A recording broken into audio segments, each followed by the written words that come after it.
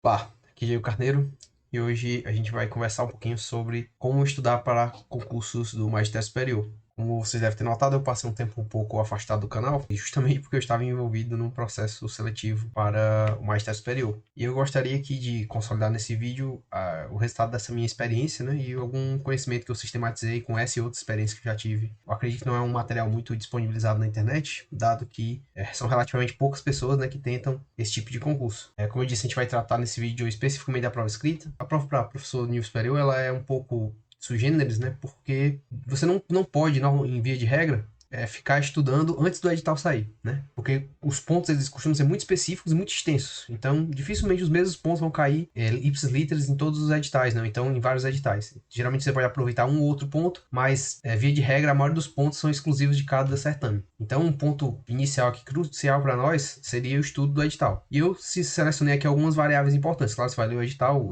com todos os detalhes, etc. Mas eu separei alguns pontos que você tem que destacar no seu edital. Primeiro, você tem que identificar de cara quantos dias você tem até a prova. Isso, infelizmente, também não é uma coisa muito simples. Por quê? Porque nem todos os editais não dizem exatamente a data da prova. E por que isso acontece? Isso acontece porque, para poder formar a banca que vai avaliar os concorrentes, eu tenho que ter a lista dos inscritos e tendo a lista dos inscritos eu vou ver se existe alguém do departamento que seja incompatível para poder fazer parte da banca. As incompatibilidades, geralmente, pelo menos aqui na Universidade Federal do Ceará, não pode ter um orientador meu na banca, não pode ter um coautor de um artigo, enfim, tem alguns impedimentos. Então, uma vez que é aberto o edital, eles têm que desincompatibilizar, né, todos os membros da banca, e aí vão saber quem que pode participar ou não do certame. Então, assim, mesmo que não seja muito claro, você tem que ter uma estimativa de quando é que vai ser essa prova, né? Geralmente, o prazo mínimo, né, pelo menos aqui, ele é de 45 dias. Então, o intervalo mínimo entre a publicação do edital e a realização da prova é de 45 dias. Então, se você não tiver uma informação a mais, eu acho que é um prazo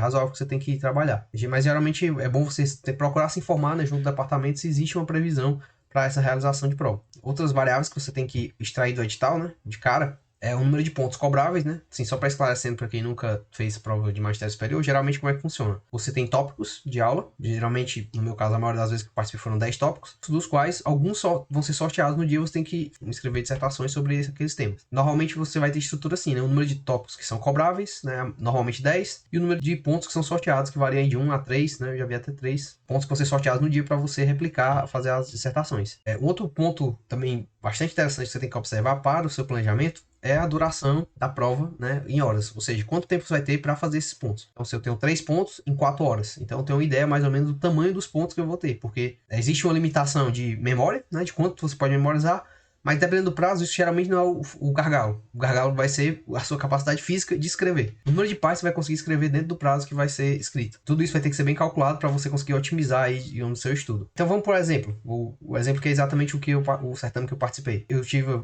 aproximadamente, né, 90 dias aqui entre o edital e a prova. Óbvio que quando saiu o edital, como eu disse, eu não sabia quantos dias eram, né? Então não tinha esse valor fechado. Eu tinha uma estimativa, né? Como era no final do ano, eu imaginei que os professores estivessem de férias, e aí seria mais difícil formar a banca, etc. E aí eu estimei que seria mais tempo, né? Então eu sabia que tinha um mínimo de 45 dias, eu me preparei para 60 dias, só que o edital acabou durando mais tempo. O processo, né, entre o edital e a prova acabou durando mais tempo do que eu imaginava. Então, de modo que eu estou aqui chutando um valor aproximado aqui de 90 dias, tá? No meu caso lá também eram 10 pontos que poderiam cair, dos quais 3 seriam sorteados no dia da prova. E a minha prova lá tinha duração de 4 horas. Essa não é a primeira seleção que eu participo, né? Já participei de outras seleções. Uma coisa em comum entre elas é essa fase inicial. Você tem que geralmente jogar bastante energia para elaborar uma versão minimamente viável de cada um dos pontos nas primeiras semanas. Primeiro 1 ou 2 semanas. Algumas experiências que a gente teve aí, né? Por exemplo, evitar você sair coletando partes de um livro e de outro para poder montar. Geralmente eu opto por utilizar a obra de referência, né? Geralmente muitas matérias até aquela obra que é clássica, né? Que todo mundo se baseia, e tomar ela de começo ao fim. Ah, Diego, mas isso não é ideal, porque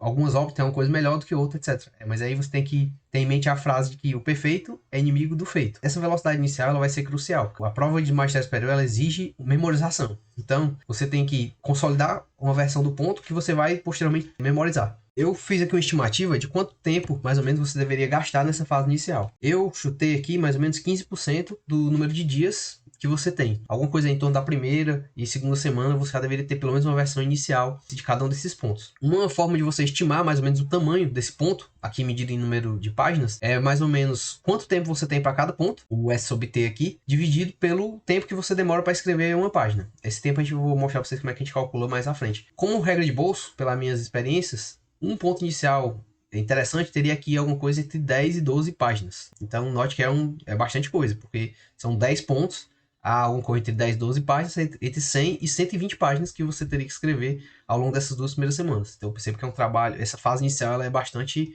custosa, né? Bastante trabalhosa. No meu exemplo lá seria o seguinte, eu teria que elaborar uma versão inicial, você pegar 15% de 90 em aproximadamente aí 14 dias. Então as 2 primeiras semanas seria o tempo recomendável aí, que foi o que eu levei mais ou menos para poder elaborar a primeira versão dos pontos para o concurso. Um cálculo que é aproximado também do ponto inicial, basicamente eu consegui escrever aí em torno de 8 páginas por hora. Isso aí já é minha média histórica, né? Em torno de 8 páginas por hora. Se eu dividir aí 1 hora por 8, né? Eu vou ter 0,125. A minha prova, ela tinha 4 horas, com 3 pontos. O meu ponto, ele teria que ter aí, no máximo, aí, cerca de 11 páginas. Claro que isso variou bastante. Eu tive pontos de 18 páginas e pontos de 10, 9 páginas. Mas assim, é uma boa média para você se basear, saber se seu ponto está muito pequeno ou grande, são esses valores aqui. A terceira fase, uma vez que você estudou o edital, elaborou aqui os seus resumos, deu o seu sprint inicial, você montou uma versão para cada ponto, a gente chega numa fase que a gente chama de consolidação dos pontos. Por que consolidação? Você pode notar que fazendo aquele ponto lá de torno de 11 páginas, vai ficar muito apertado o tempo para você conseguir fazer, né? E aí talvez você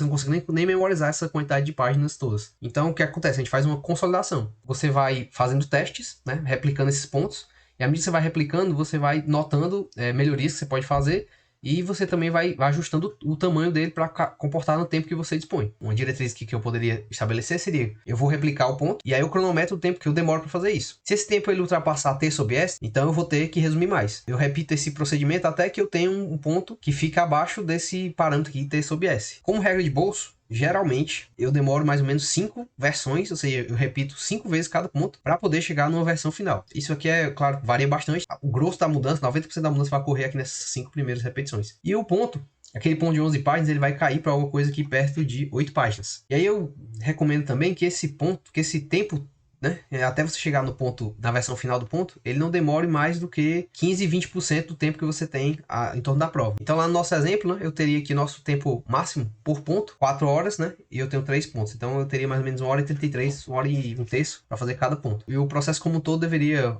durar lá, como eu disse, entre mais ou menos 14 dias, né? 2 semanas. Nossa, mas não é muito arriscado eu fazer um ponto que dure 1,33 horas exatamente? Então não seria bom deixar uma margem de segurança? Quanto mais você replica o ponto, mais rápido ele se torna para replicá-lo. Então naturalmente aí você vai ganhar alguns minutos com a prática, né? Com a repetição. Uma quarta fase seria o que a gente chamaria de memorização propriamente dito. Você já tem um ponto consolidado, né, todos os 10 pontos consolidados, e aí você está ali na fase de memorização. Aqui não tem jeito, você vai ter que replicar esse ponto o máximo de vezes possível.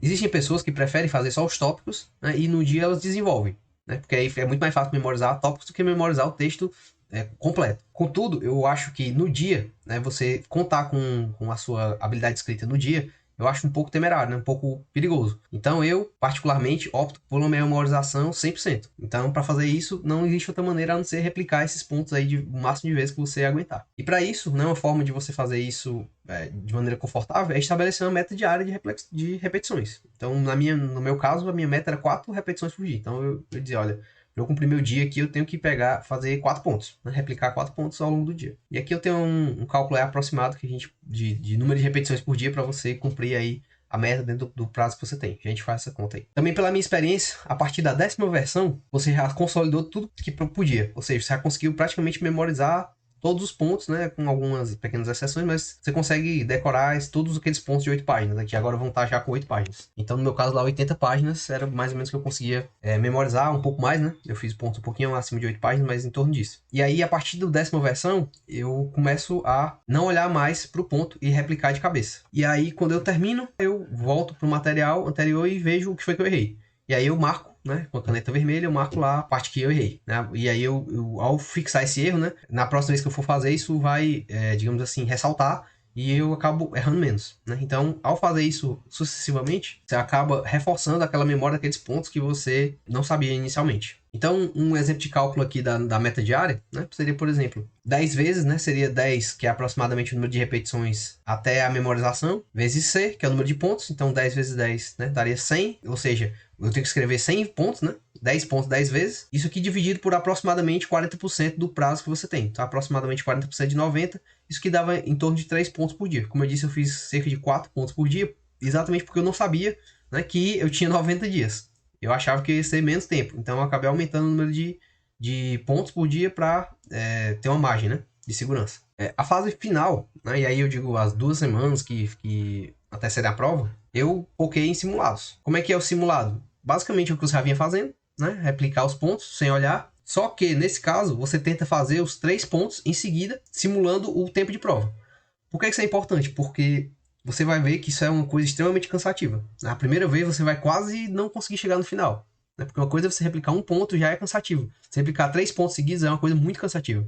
Então, é importante que você tenha essa experiência já e tente fazer isso aí por pelo menos uma semana antes da prova, todo dia. Então, a ideia do simulado é basicamente essa. Você faz os S pontos, ou seja, os 3 pontos que você sorteados no número de horas aí, sem olhar. Então, assim, basicamente, do ponto de vista da própria prova, era isso, né? Até aí o tópico 5, você tem todos os elementos, pelo menos tudo que eu fiz e todas as referências que eu usei com a minha experiência até agora para poder fazer a prova da parte de estudo. Contudo, tem algumas coisas que eu acho que muitas pessoas pecam, e eu acho que eu queria deixar também esse registro aqui para vocês, que é a questão do que você faz quando você não está fazendo prova. Existe aí alguns hábitos, né, e algumas substâncias aí que você pode utilizar que vão lhe ajudar a percorrer esse caminho. Porque, como vocês podem notar, isso é um processo extenuante, é mentalmente exaustivo. Então, se você não tiver um bom controle emocional, uma saúde mesmo, de fato, o seu corpo pode não aguentar ou não render da forma que ele deveria. É importantíssimo que você tenha aí um sono adequado. Pelo menos aí 7 horas por noite de sono todos os dias. Preferencialmente dormir e acordar na mesma hora. Né?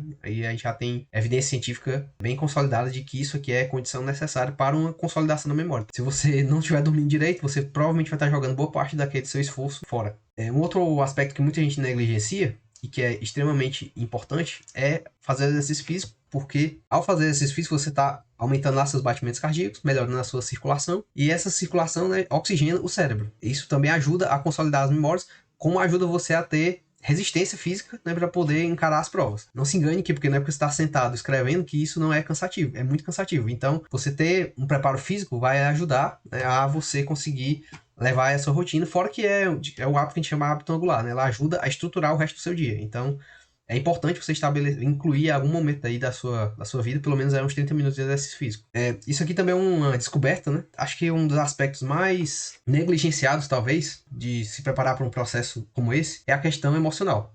Né? Você tende a ficar ansioso, do meio pro fim você vai ficar cansado, sua mente começa a se sabotar, você começa a pensar nos outros, pensar na concorrência, etc. E tudo isso, né, essa agitação, ela atrapalha a retenção de memória. Então não só você pode, digamos assim, desviar, né, do seu roteiro de estudo, como ainda isso pode atrapalhar a consolidação da memória.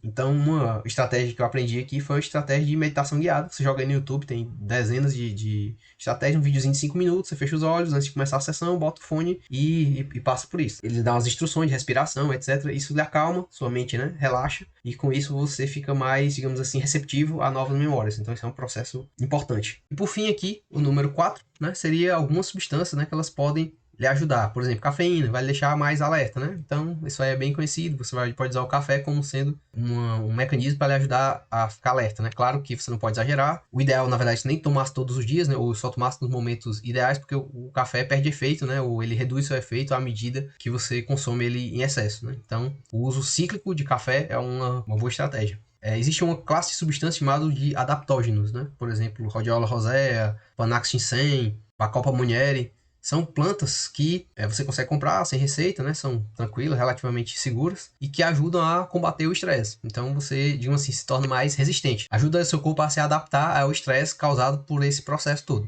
E por fim, algumas substâncias calmantes, né? Esse chá de passiflora, mulungu, essas plantas aí que sua mãe lhe dava, capim santo, etc., para lhe ajudar a dormir melhor. Porque uma consequência bem comum desse tipo de processo é que muitas vezes, né? Se você trabalha de dia, você tem que estudar de noite, e se você não conseguir refrear, né? Não conseguir se acalmar, você não vai dormir direito, e isso vai girar uma bola de neve e, consequentemente, vai atrapalhar seu processo. Então, isso também me ajudou bastante, né? O uso dessa substância para poder conseguir levar essa rotina até o final. Porque, assim, esse tipo de prova, a gente pode comparar ela com uma maratona, né? Muitas das pessoas desistem no meio do caminho. Elas não vão nem fazer a prova, porque é um processo de fato desgastante. Enfim, a minha experiência, né? Obviamente, isso não é nenhum método patenteado, mas foi testado já mais de uma vez. Venho obtido êxito com ele e estou aqui tentando compartilhar com vocês. Deixem aí os comentários o que é que vocês acham, se vocês usam alguma outra estratégia. Se funcionou, né? Caso vocês tenham aplicado esse método com vocês. E é isso, muito obrigado e até a próxima.